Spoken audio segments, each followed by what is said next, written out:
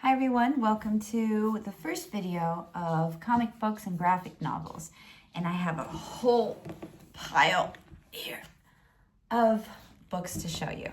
So the whole premise of this video is to look at different ways of creating comics and graphic novels, what are commonalities between them, and how can you break the rules.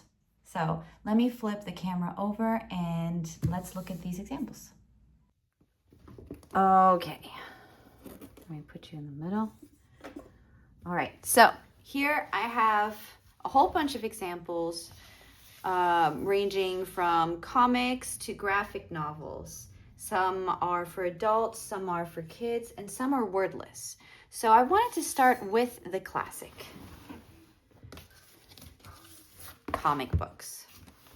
Now, as I said in the post for my winter newsletter, I have always loved comics. Always. I didn't really get into superheroes until a bit later when I was like in my teens, and I was really into Superman and Batman. So the two classic ones. I didn't really dive much into comics because I don't know, it wasn't accessible to me because I grew up in a very traditional household where, you know, these were boy things. And even though I was really interested into it, I just thought, well, you know, it's not for me.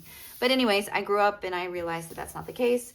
And I love it. I love watching the movies. I love looking at how they draw them. It's not so much for the story that I follow when I look at comic books, but it's more in the posing, in the colors, in the backgrounds, in the perspective, and how they distort things and how they place things.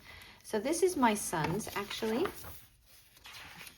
And as you can see, there's a lot of foreshortening. There are dynamic poses in comics, foreshortening. They really feel like they're reaching out or they're pulling you into the frame. And that's what I really love about these comic books. Another thing that they do is that they will draw the figure that's literally coming out of the frame, so it makes it feel like it is popping out of the page. So it's a really effective way of drawing things. Now let me find the comic book portion, like here, as you can see. So here you can see that it applies one of the more modern techniques of you have the frame, but then there's another frame that overlaps and is behind things. So it kind of looks like it's interwoven. It can be a very dynamic way of creating a storyline and you know, organizing the different elements. Because like this is behind this, and this is behind this, but this is on top of this. So it's an interesting way of doing things. So that's for the traditional. Prior to that, the more traditional way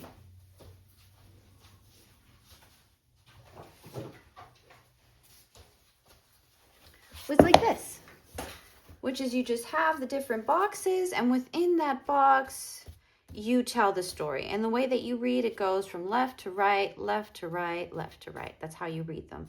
But there are other pages where there are larger boxes or even full boxes like this. This is more modern. This is more classic. So as you can see, these are DuckTales that my son loves. He absolutely loves these. And then as you can see here, there are different colored boxes that are completely square that give you narration or information of the story. So not all the story is told within the bubbles here, you can say, the word bubbles. But there are also these information boxes, which is very useful. And we'll see that in other examples. See?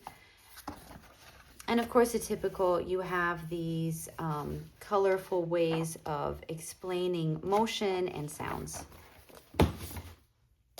Here's another Disney example.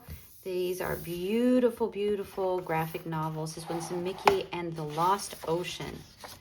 Here you can see another very more modern way. You have the large frame and then on top of it, two other frames. So this is the first one. And then you go here, and then you come closer to here. Johnny, stop.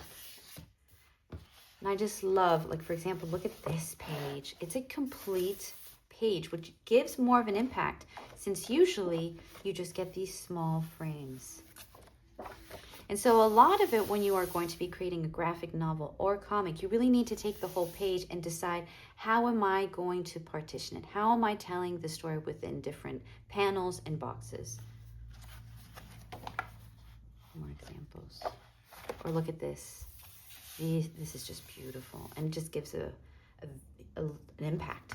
It's very impactful. So now I'm going to let me grab the last more kid. So this is a graphic novel. This is a teen graphic novel. And I went to the library to grab some examples. I haven't read this one, but just looking at it, I really liked it. So here we're introduced to the character. And with graphic novels, the drawing style is more free. It's more personal. It can be more detailed. I really love this, that here you don't have boxes here. So it's just kind of explaining how things are. It's more loose and free. I really liked that. Well, here we do have more panels. And I like that you see some of the pencil work here. I really like that. But it's more loose and there's a lot of more information and story, which I think is lovely. And the main reason why I picked this is because of the drawing styles and the colors. I just loved it. It's more towards how I like to create and paint. I prefer this style. And this just looks like a beautiful story that I really would like to read. And this story is called My Refuge. And it is about Ash, a child who was never really understood. And so he goes off into the nature. He goes off to this cabin. And so I really wanted to read this story. And since it's for teens, it's a darker theme, obviously. Here's another one. This was in the adult section of graphic novels. As I said in my newsletter, graphic novels are very big here in France. I'm very lucky. This is a wordless graphic novel, and it's about the saber-toothed tiger. There are no words. And so color and line plays a huge role in this one.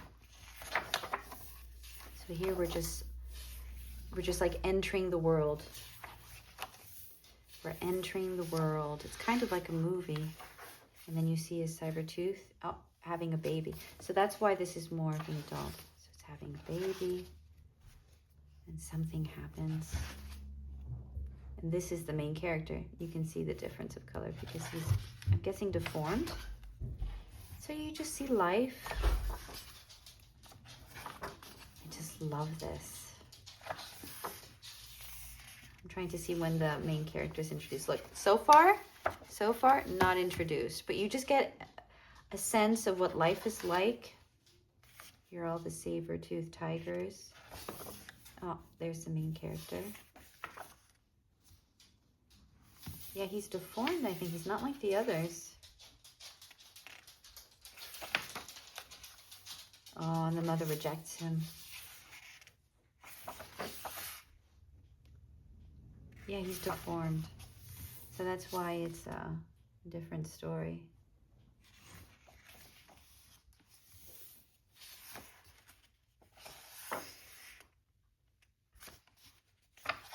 Oh, all alone. Oh, this is a sad story.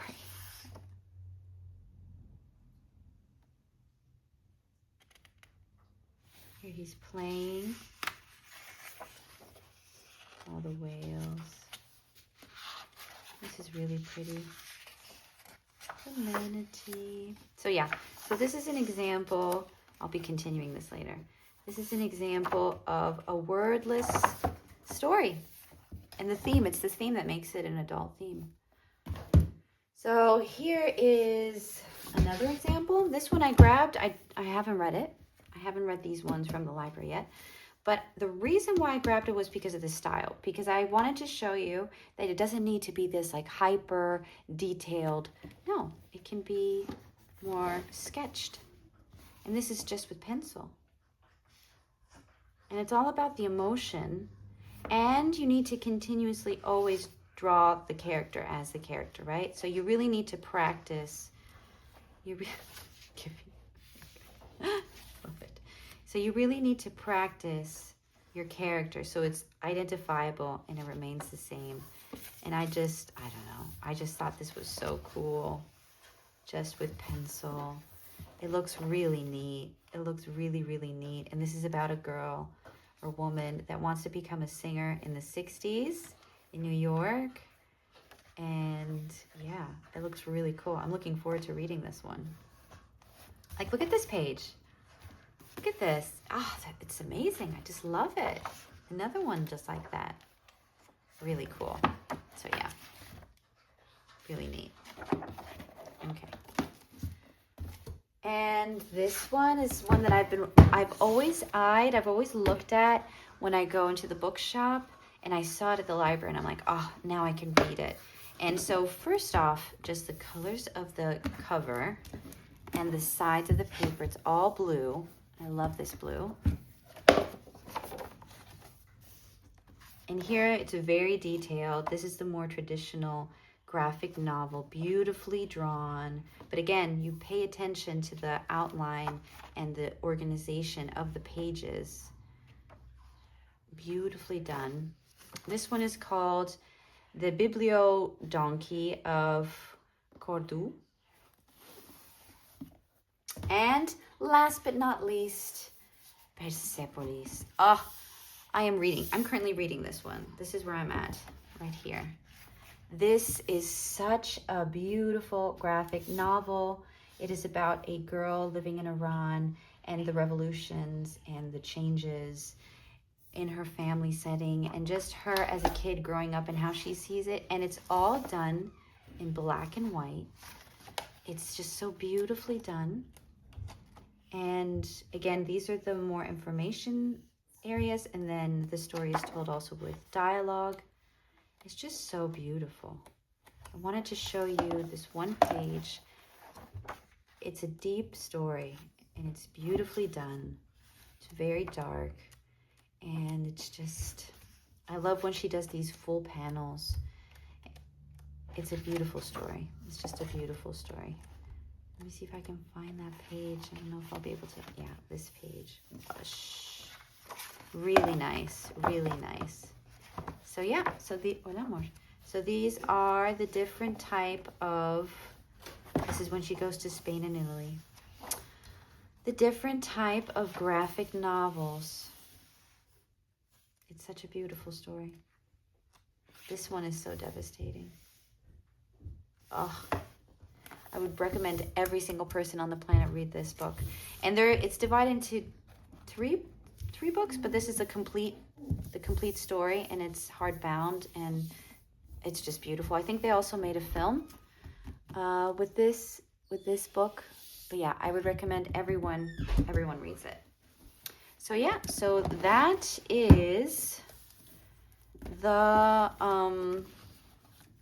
first video, graphic novels. Let's see if I can put them everywhere. Can't. All right, guys. I'll see you in the next one. Bye.